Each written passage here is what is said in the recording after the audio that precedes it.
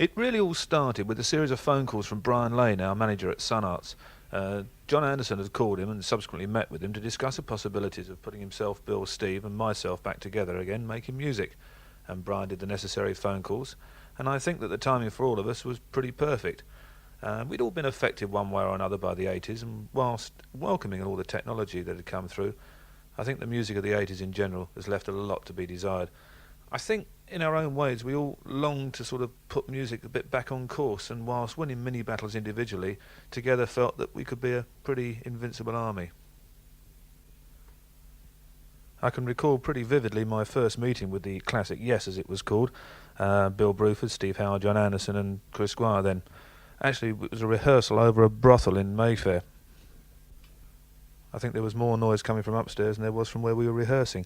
Anyway, that was way back in 1971. I can remember really strongly how musically futuristic and demanding the band was then, and it's a fact that Bill, Steve and John have certainly not compromised their ideals in 1989, which is just as well, because nor for that matter have I.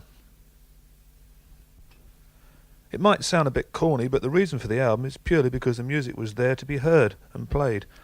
There's no doubt in my mind that I don't think any other group of musicians could really have put this together.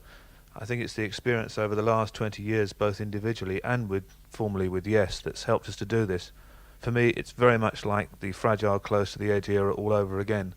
In fact, this album is probably the closest thing to a modern technology close to the edge that you could wish for. The three tracks are Brother of Mine, Birthright and Order of the Universe. The meanings are very much in mind of the beholder, although to us they're very personal.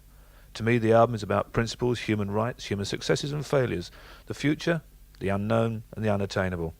This is where music can score really heavily, especially with John's lyrics, because music can reach all of these things for me where the spoken word on its own can't.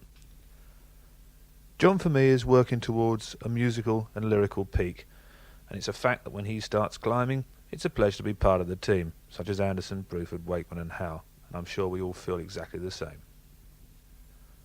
It has been said that age matures. Well, it certainly matures musically, because hearing Bill play again and Steve play again brought back tremendous memories, and there's no doubt that the things that they've been up to over the last 10 years have pushed them even further ahead.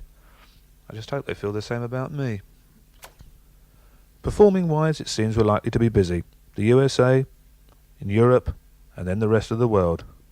Good grief, is there no end to Anderson, Bruford, Wakeman and Howe?